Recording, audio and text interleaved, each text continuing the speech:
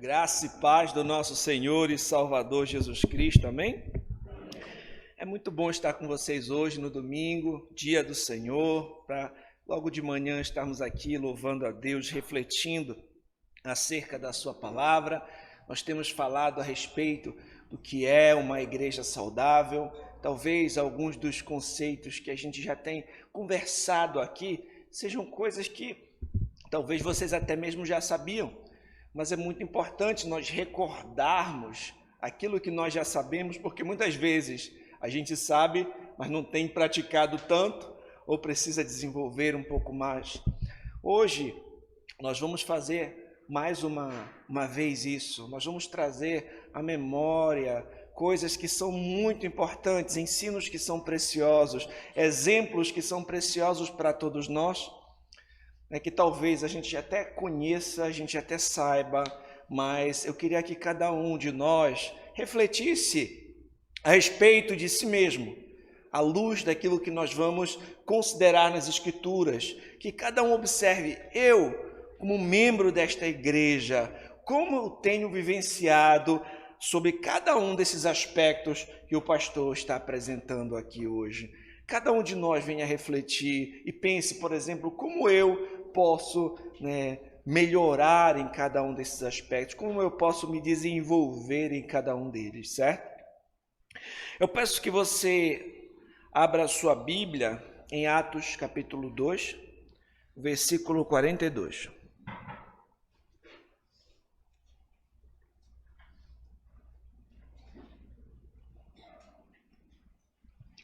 Hoje nós vamos trabalhar só um versículo, mas que tem muito a nos ensinar. Atos 2, 42. O nosso tema hoje é marcas da igreja primitiva, certo? Marcas da igreja primitiva. E perseveravam na doutrina dos apóstolos, na comunhão, no partir do pão e nas orações. Vamos ao Senhor mais uma vez em oração. Pai, nós estamos diante da Tua santa palavra. Ela é lâmpada para os nossos pés, ela é luz para o nosso caminhar, ela é alimento para a nossa alma. Senhor, pedimos que o Senhor prepare os nossos corações como um solo fértil para receber a Tua boa semente. Que o Senhor desvende os nossos olhos para contemplarmos as maravilhas da Tua lei. Não deixa que sejamos, Senhor, somente ouvintes da Tua palavra, mas praticantes dela. Que tudo isso que temos aprendido, venhamos vivenciar. Eu reconheço, Senhor, minha total fraqueza, dependência e necessidade de Ti.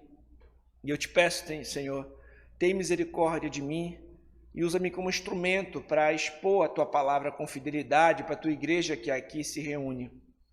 Que as palavras dos meus lábios e o meditar do meu coração sejam agradáveis na Tua presença, rocha nossa e redentor nosso. Em nome de Jesus, amém. Queridos, o texto que nós estamos considerando hoje se encontra no livro de Atos dos Apóstolos. Vocês já devem ter lido esse livro e vão perceber que este livro registra os fatos que aconteceram após a ressurreição de Cristo, após a assunção de Cristo.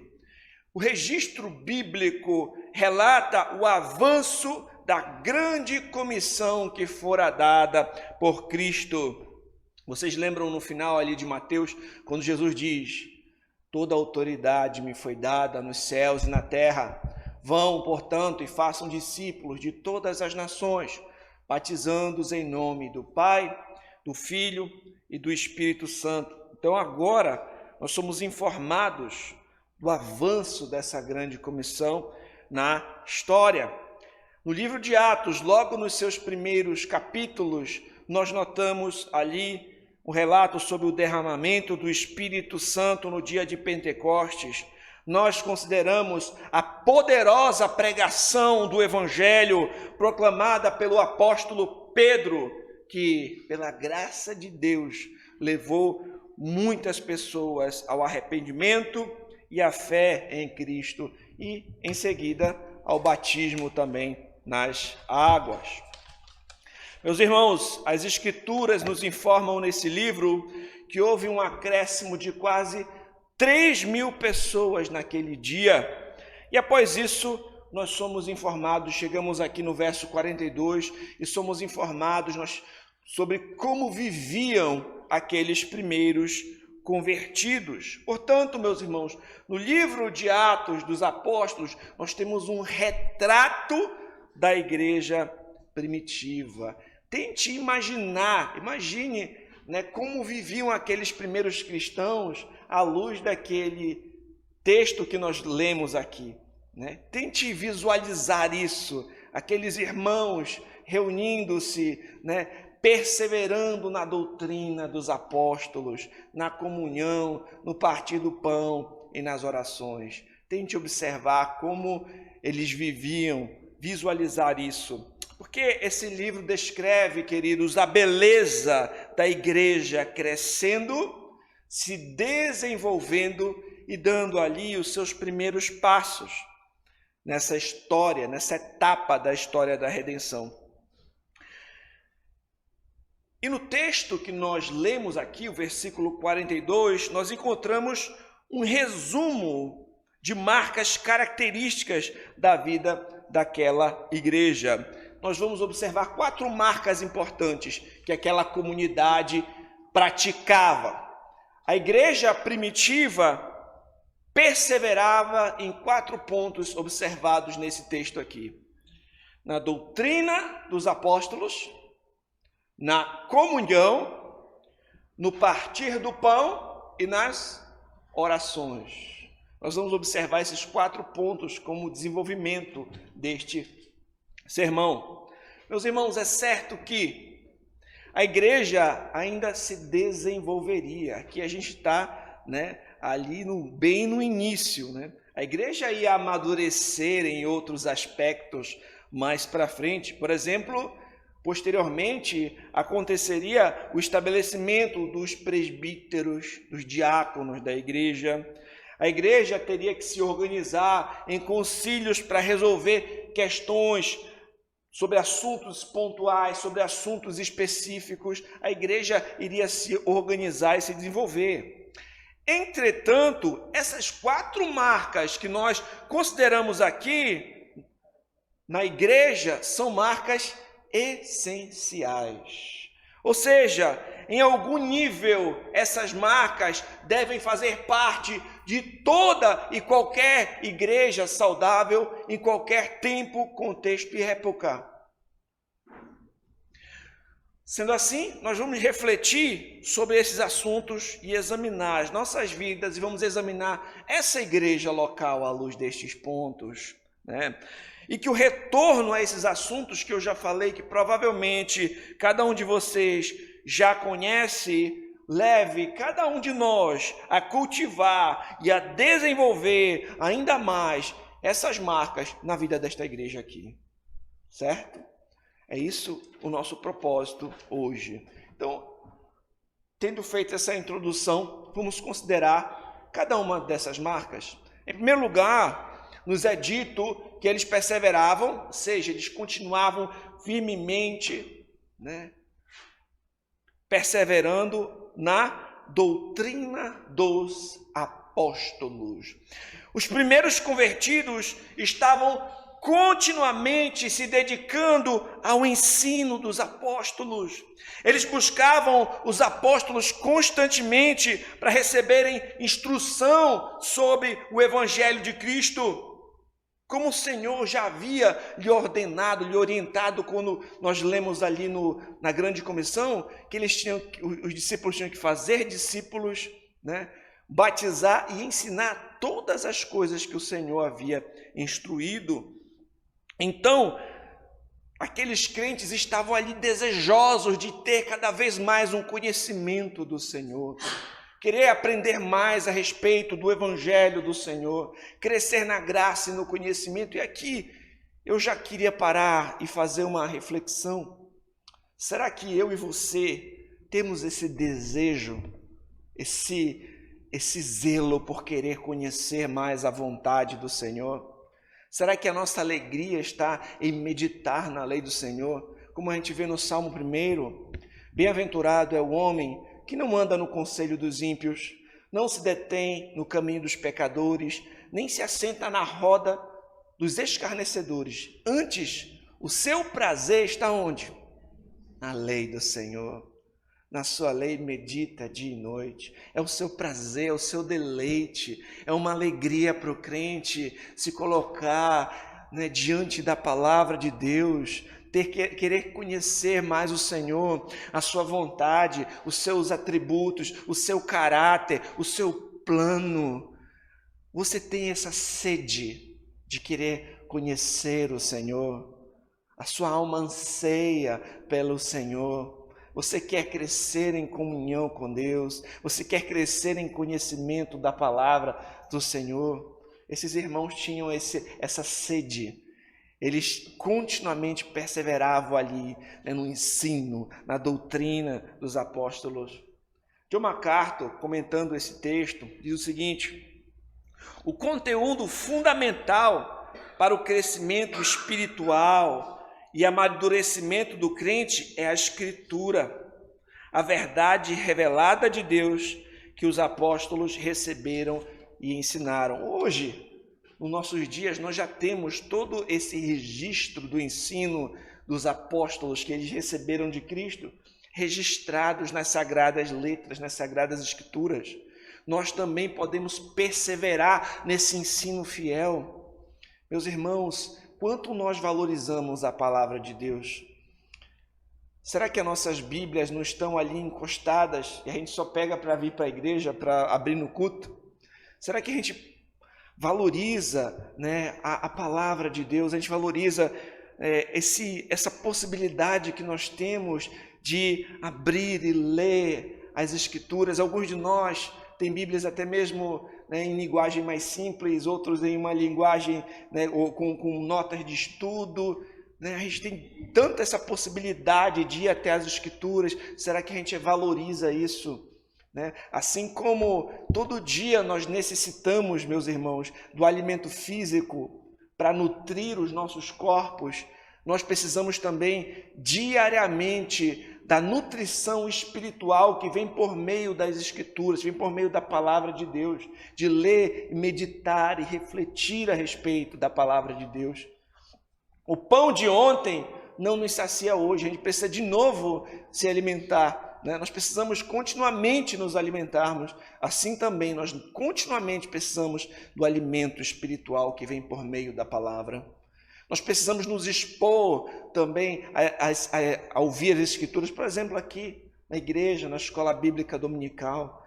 Aí pode ser que nesse processo a gente vai ter dúvidas. Procure os seus pastores, procure os líderes da igreja, aqueles que têm se afadigado nos estudos das Escrituras, para ajudar você, para quem sabe te aconselhar, né, a ler algum determinado comentário, algum livro, ou ele mesmo pode lhe explicar melhor aquele versículo, mas tenha esse desejo, essa sede de querer conhecer mais do Senhor, de querer se fortalecer espiritualmente, de querer guardar a palavra no seu coração, para você não pecar contra Deus. E quando você estiver vivendo a sua vida, que você olhe para o mundo, para todas as coisas à sua volta, à luz das Escrituras. Você vai olhar para o mundo com a lente da palavra de Deus, o que vai guiar a sua vida, o seu comportamento, a maneira como você vai trabalhar, se vestir, se relacionar,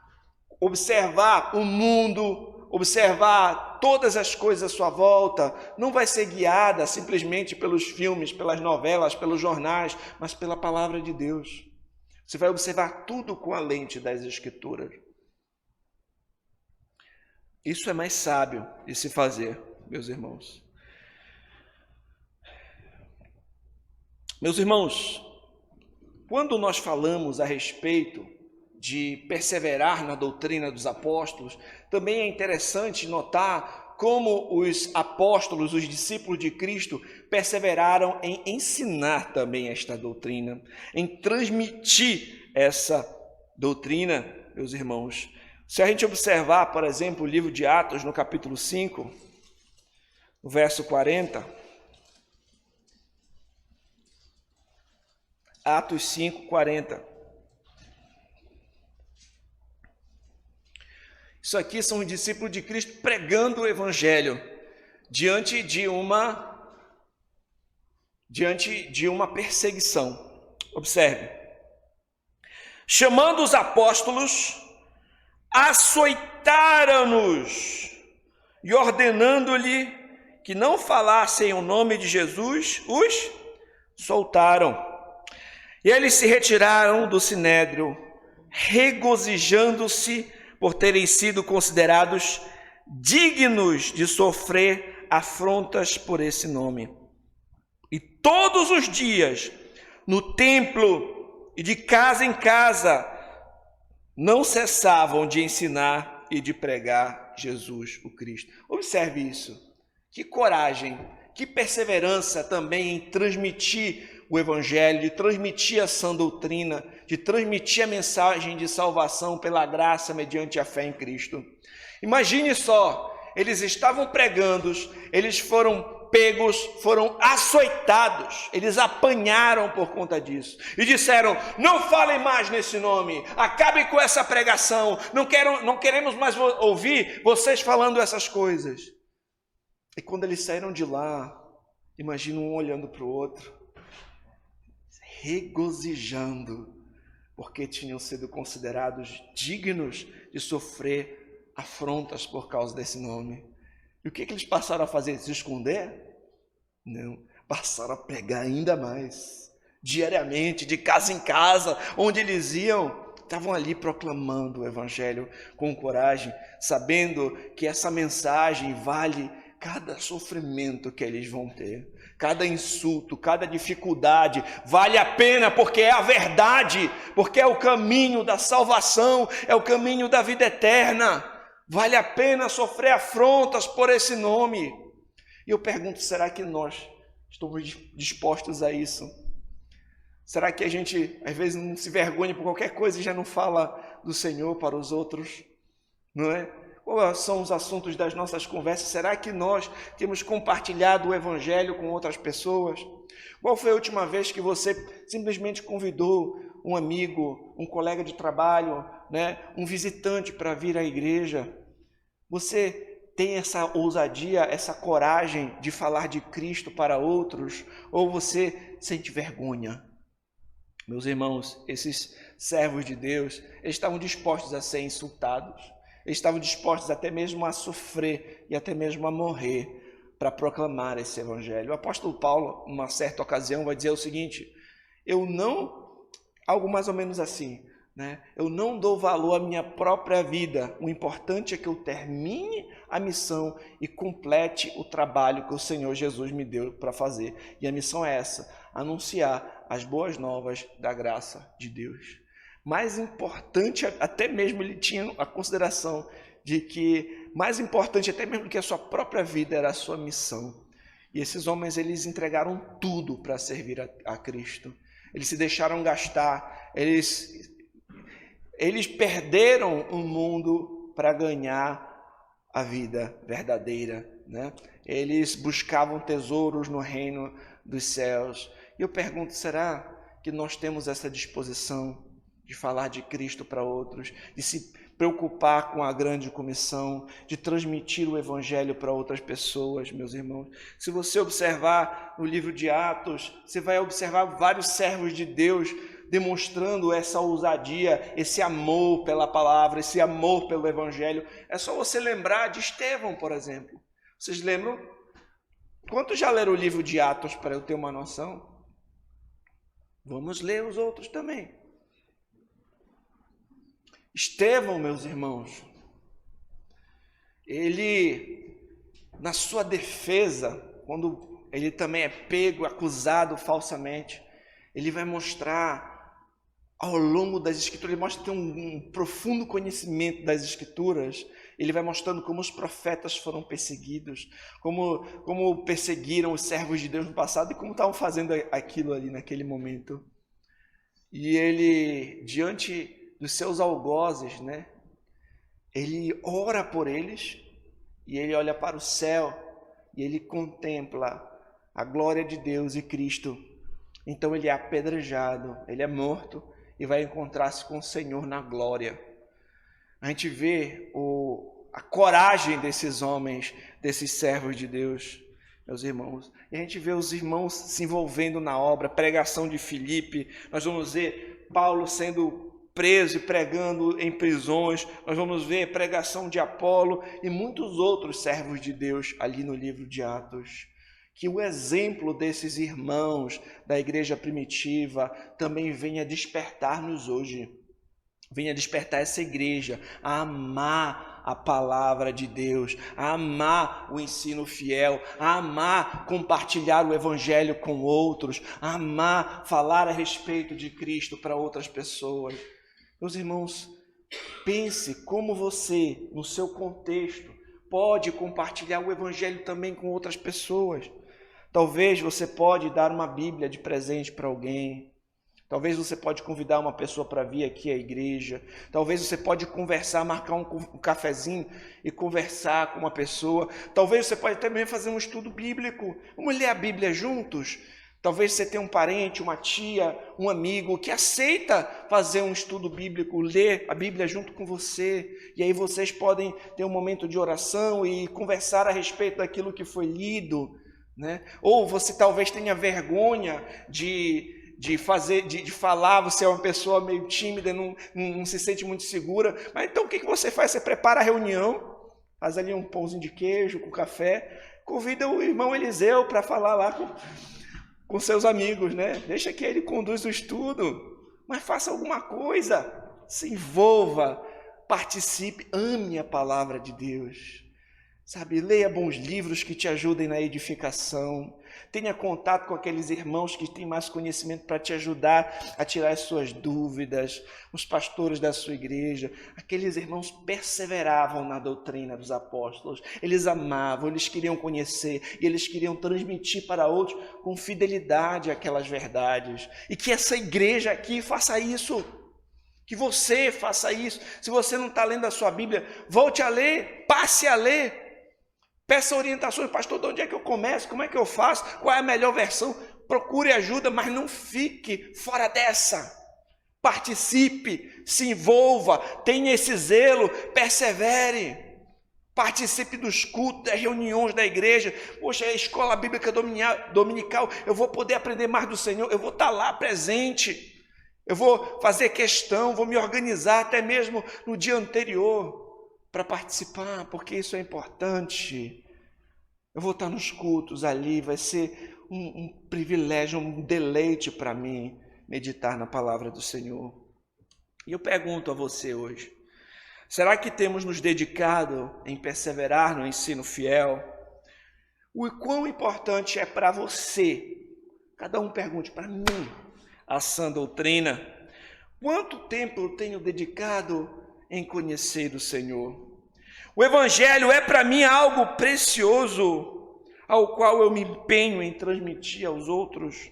Eu tenho valorizado o trabalho daqueles que se dedicam em ensinar com fidelidade a palavra. E uma outra pergunta, será que eu pratico aquilo que eu já sei? Que não basta nós sermos também só ouvintes da palavra. Nós temos que ser praticantes. Não basta você simplesmente vir, ouvir, esquecer e fazer outras coisas. Algumas pessoas às vezes passam anos nos bancos das igrejas, mas não amadurecem, porque ele vai lá, simplesmente assiste como quem está assistindo, sei lá, televisão, vai para casa como se nada tivesse acontecido e já vai pensar em outras coisas. Meus irmãos, a gente tem que parar e refletir a respeito daquilo que nós ouvimos. A gente tem que meditar, a gente tem que ruminar, né? E refletir como é que isso vai afetar na minha vida. Qual é a decisão que eu vou tomar diante daquilo que eu ouvi?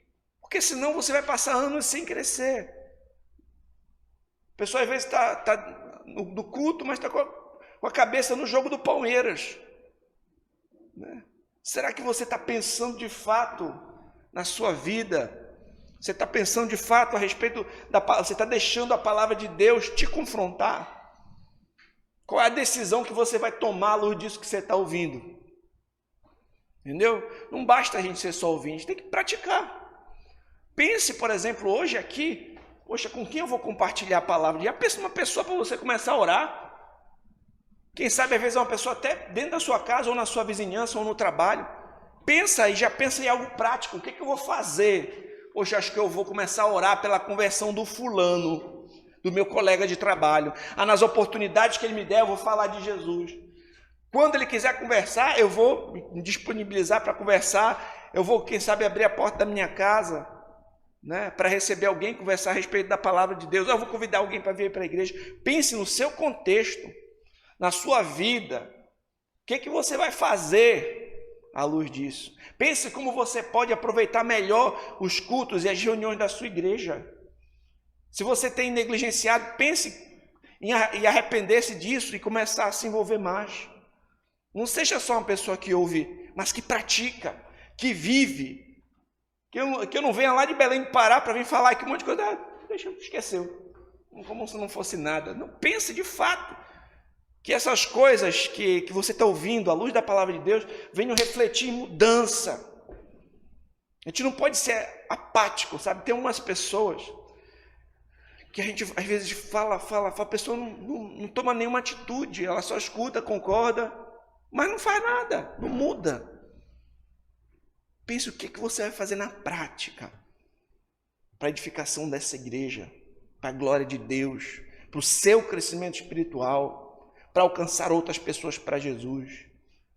Quem sabe daqui a um tempo, aquela pessoa que você investiu, que você orou, que você compartilhou, pela graça de Deus, pelo poder do Espírito, essa pessoa pode vir a ser alcançada por Cristo, se arrepender dos seus pecados, depositar a sua fé em Jesus. Daqui a pouco eu fico sabendo, eu pergunto, como é que está aquele fulano? Poxa, ele se batizou ontem, está firme na igreja conosco, que notícia alegre. Participe disso, participe dessa grande comissão, se envolva, meu irmão, se envolva, minha irmã. Eles perseveravam na doutrina dos apóstolos. Eles perseveravam também, nosso segundo ponto, na comunhão. O termo comunhão pode ser traduzido literalmente como parceria ou compartilhamento. Uma vez que nos tornamos parceiros, unidos ali com Cristo e com os crentes, nós temos o dever de estimularmos uns aos outros no amor e nas boas obras. Meus irmãos, nós temos um vínculo profundo, nós somos irmãos em Cristo. Você viu como é que o crente se cumprimenta? A graça e a paz, meu irmão, porque nós somos filhos do mesmo Pai. Nós temos um vínculo forte. Eu moro numa outra cidade, num outro estado, mas nós somos irmãos em Cristo. Somos irmãos. Nós temos que nos preocupar uns com os outros. Nós temos que estimular uns aos outros. Nós temos que pensar, como é que eu posso servir o meu irmão? Como eu posso ajudar o meu irmão? Isso envolve, muitas vezes, gastar o nosso tempo, gastar nossos recursos, sabe? Talvez, às vezes, você queria fazer uma outra coisa só para você, mas o seu irmão está precisando de ajuda. Quem sabe o seu irmão, a sua irmã, pode estar doente, precisando de um medicamento, ou precisando de uma visita, ou alguém pode estar desanimado, passando por uma crise na fé, e você pode ir lá e dar uma palavra de encorajamento, dizer, meu irmão, você não está sozinho, vamos nessa, vamos levantar, eu vou orar por você. O quanto você se preocupa com seus irmãos. Será que não tem pessoas aqui que você percebe, quem sabe quando olha uma cadeira vazia e pensa, poxa, o fulano já não vem há tanto tempo, eu vou perguntar como é que ele está, como ela está. Meus irmãos, isso não é algo que somente o pastor deve fazer. É certo que o pastor tem que cuidar, o pastor tem que pastorear, mas você vai observar nas Escrituras essa palavra, uns aos outros, isso é plural. Uns aos outros, né? O pastor e os outros. Uns aos outros, meus irmãos. Todos nós, como irmãos, temos que viver em comunhão. A gente tem que cuidar, tem que se preocupar, tem que orar, ajudar. A Bíblia diz que nisto conhecerão que sois meus discípulos, se amardes uns aos outros. As pessoas de fora têm que olhar para o povo da igreja e ver um povo que se ama. E não é só um amor de boca e de palavra quando a gente canta numa música simplesmente. Eu preciso de ti, querido irmão. Aí na prática não está nem aí para o irmão. Não. É na vida. É na vida, é nas orações, é dobrar o joelho e orar pelo enfermo, pelo doente, pelo que está cansado. É se colocar à disposição, é ir lá e visitar quando necessário. Quanto você tem se preocupado com os seus irmãos? O texto bíblico informa que os que creram em Cristo estavam juntos. Eles tinham tudo em comum. Eles cuidavam das necessidades dos outros. Da multidão dos que creram, era um, o coração e a alma, meus irmãos. Ou seja, a Escritura nos mostra que há um vínculo profundo em sermos irmãos na fé. E a Escritura nos mostra dezenas de versículos que exortam a mutualidade. Como eu já falei, mutualidade são aquelas coisas que nós fazemos uns para com os outros. Isso deve fazer parte da comunhão da igreja. Por exemplo, Romanos 12:10 diz assim: dediquem-se uns aos outros com amor fraternal.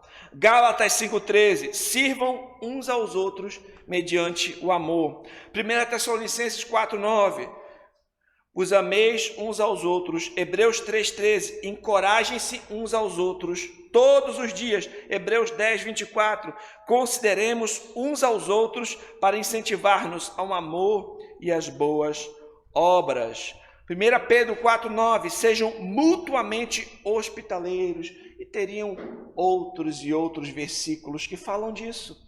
Levai as cargas uns dos outros, chorai com os que choram, alegrar-se com os que se alegram, confessar pecado uns aos outros, orar uns pelos outros, aconselhar mutuamente uns aos outros. Não é à toa que isso está na Bíblia. Isso, como eu falei, não é uma coisa que só alguns têm que vivenciar. Isso é para todos nós. Isso é algo que tem que começar a se tornar uma cultura nessa igreja local. Tem que começar a se tornar visível nessa igreja local. Uma preocupação genuína pelo próximo. Uma comunidade que, de fato, busca crescer e se desenvolver nessas mutualidades. E eu pergunto agora a você, e cada um faça a sua própria reflexão.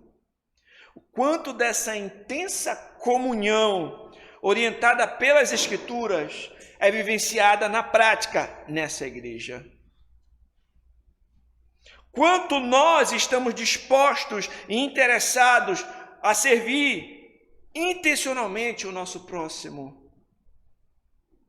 Como eu falei, pode ser um irmão que está doente, pode ser uma irmã que está com um bebê pequeno e está precisando de ajuda, e às vezes uma irmã solteira pode dar uma força um determinado dia. Pode ser alguém que está precisando de uma carona para vir para a igreja em algum determinado contexto. Pode ser o interesse no progresso espiritual de algum irmão que está precisando. Pense como você pode intencionalmente ajudar outro na sua caminhada com o Senhor. Ajudar a aliviar a dor do aflito de certa forma. Pense como você pode desenvolver a comunhão nessa igreja local, no seu contexto. Em terceiro lugar, meus irmãos, nos é dito que eles perseveravam no partir do pão. É certo que eles tinham refeições juntos várias vezes, inclusive se fala, quando a gente estuda a história de uma festa ágape que os cristãos participavam, em que havia comida, eles se regozijavam ali, mas tinha um momento em que no meio dessa confraternização, eles celebravam a ceia do Senhor. E o contexto do texto em questão parece sugerir que essa passagem se refere à ceia do Senhor.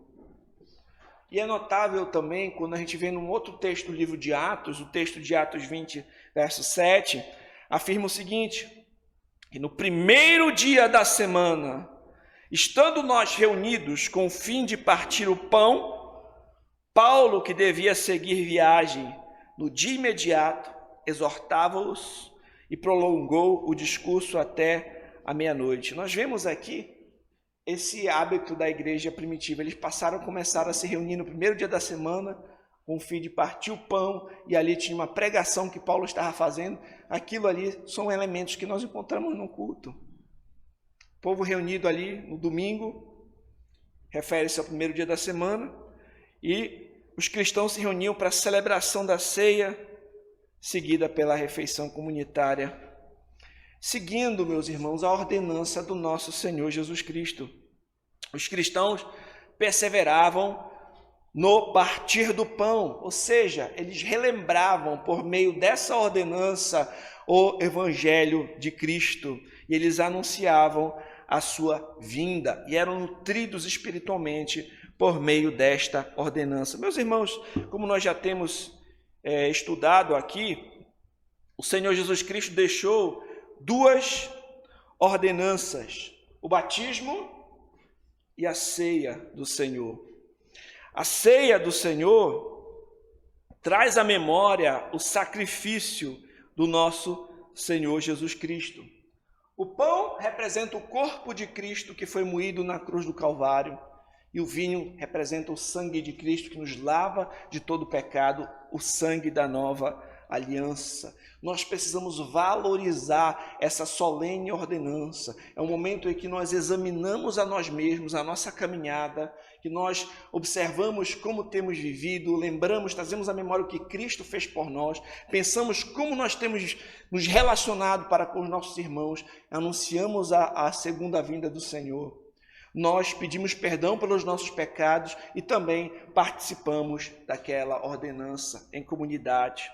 A nossa confissão de fé batista de Londres fala a respeito da ceia do Senhor o seguinte: a ceia do Senhor Jesus foi instituída por ele na mesma noite em que foi traído, para ser observada nas igrejas até o fim do mundo, a fim de lembrar perpetuamente e ser um testemunho de sua morte, para confirmar os crentes na fé e em todos os benefícios decorrentes dela, para promover nutrição espiritual e crescimento deles em Cristo, para encorajar o maior engajamento deles em todos os seus deveres para com Cristo, e para ser um elo e um penhor da comunhão com Ele e uns com os outros. Meus irmãos, essas ordenanças são solenes e importantes, e nós precisamos valorizar esses momentos da ceia do Senhor. E aí mais uma pergunta: o quanto essas ordenanças são importantes para esta igreja? Nós temos valorizado o culto, nós temos valorizado o dia do Senhor, a celebração solene da ceia para nossa nutrição espiritual. O quanto é importante para nós estarmos unidos aqui no domingo cultuando a Deus, e também no momento apropriado participando da ceia do Senhor, cercando a mesa do Senhor, examinando a nossa vida, relembrando do Evangelho, sendo nutridos e fortalecidos espiritualmente e também em nossa comunhão uns com os outros. Eles perseveravam no partir do pão. E por fim, meus irmãos, eles perseveravam nas orações. Os primeiros convertidos tinham essa forte marca, oração, tanto de forma individual, quanto de forma coletiva, corporativa. E, meus irmãos, o livro inteiro de Atos dos Apóstolos vai nos mostrar isso. O livro inteiro. Se você observar, logo nos primeiros capítulos de Atos, vai dizer, Atos 1:14, todos perseveravam unânimes em oração. Atos 1, 24, nós vemos que os irmãos oraram em relação sobre quem seria o substituto de Judas. Atos 4, 31, o texto vai dizer, tendo eles orado, o lugar tremeu e ficaram todos cheios do Espírito Santo. Atos 6, do 3 ao 4, diz que os apóstolos se dedicavam à oração e ao ministério da palavra. Atos 12, do 12 ao 13, diz que muitos oravam na casa de Maria. Atos 20, do 36 ao 38, diz que Paulo ajoelhou-se e orou com os irmãos. Atos 21, 5, os crentes oraram ajoelhados na praia.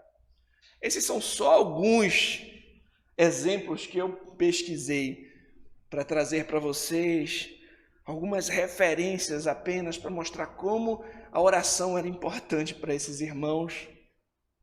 E se essa prática foi tão importante para os primeiros cristãos, se era uma prática do nosso próprio Senhor Jesus Cristo, dos apóstolos, por que nós vamos negligenciar? Meus irmãos, é triste ver que muitas igrejas, não são poucas, a reunião de oração é negligenciada. Muitas vezes os irmãos simplesmente não vão, muitas pessoas não se dedicam à oração. Meus irmãos, não vai ser na nossa força que nós vamos avançar a obra dessa igreja, vai ser de joelho, né? Vai ser em oração, vai ser na força do Senhor. A igreja avança, né? Não é na sua força, é na força do Senhor. Coloque todos os projetos dessa igreja diante de Deus. Tudo que a igreja planeja fazer, tudo que a igreja está necessitando, as dificuldades que a igreja tem passado, coloque tudo isso diante de Deus. Eu fico feliz em observar, hoje, por exemplo, a nossa igreja, nós temos uma reunião de oração nas quartas-feiras, e muitos dos assuntos que nós colocamos em oração lá, hoje nós temos vivenciado, pela graça de Deus. Nós colocamos os projetos diante do Senhor, né? E o Senhor, pela sua misericórdia e sua graça, né, tem respondido nossas orações. Oremos, coloquemos nossas vidas diante de Deus, que a gente venha depender do Senhor. Que você também, de forma individual, tenha tempo com Deus. Sabe, que você coloque diante do Senhor a sua luta contra o pecado. Todos nós enfrentamos lutas. A gente sabe que é difícil, tem dificuldades que a gente passa. Tem situações difíceis, tem tentações que a gente enfrenta. Clame ao Senhor. Clame ao Senhor. Senhor, me ajuda. Senhor, não me deixa cair em tentação. Me livra do mal. Às vezes a gente está acabado, não é?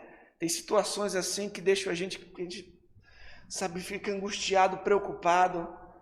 E muitas vezes a gente vai fazer o quê? Vai bater cabeça, se preocupar. E muitas vezes a gente não faz o que é necessário.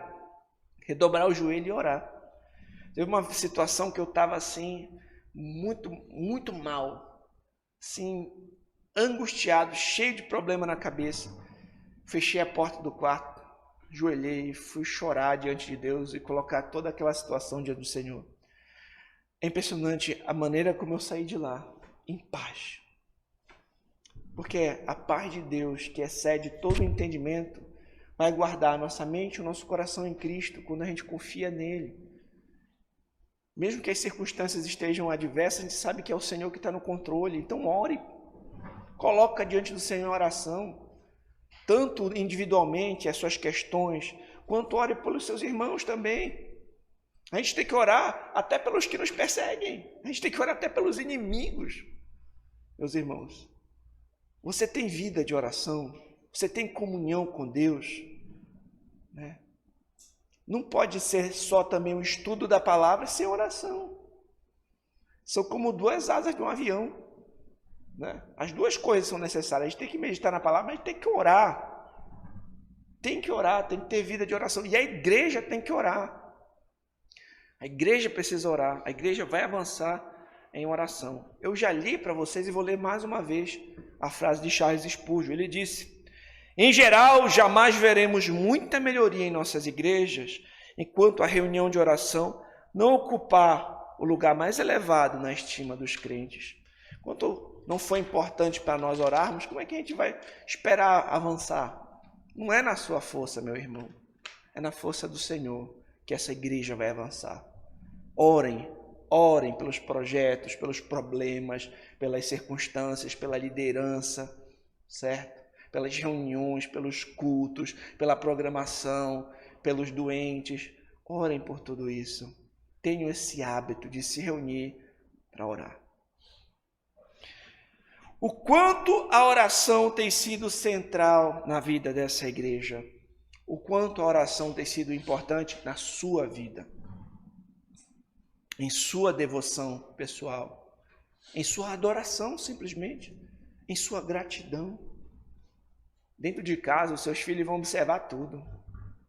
Seus filhos vão observar se quando a situação aperta, vocês vão orar ou se se desesperam e vão logo para os remédios. Eles vão observar se antes de uma refeição há um momento para agradecer a Deus. Mesmo que eles não saibam nem falar, eles vão observar que tem uma coisa diferente ali. A oração é importante, meus irmãos. Qual tem sido a sua reação diante das tribulações?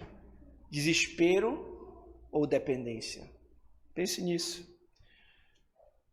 E para nós concluirmos que esses 4 marcas da igreja primitiva sejam marcas em nossas vidas e nessa igreja. Que nós também perseveremos, ou seja, continuamente nos mantenhamos firmes nesses pontos. O ensino fiel, a doutrina dos apóstolos, na comunhão, no partir do pão e nas orações. Para a honra e para a glória do nosso Senhor e Salvador e para a edificação da sua igreja. Oremos. Pai, colocamos diante de Ti as nossas vidas, pedimos perdão por nossos pecados, porque muitas vezes negligenciamos isso que aprendemos, que temos estudado aqui. Ajuda-nos, Senhor, a não sermos só ouvintes da Tua palavra, mas praticantes, Senhor. Ajuda-nos, Senhor, a perseverar no ensino fiel, a, Senhor, perseverar na comunhão, a, Senhor, perseverar no partir do pão e nas orações, para a glória do Teu nome, para a edificação da Tua igreja. Em nome de Jesus. Amém.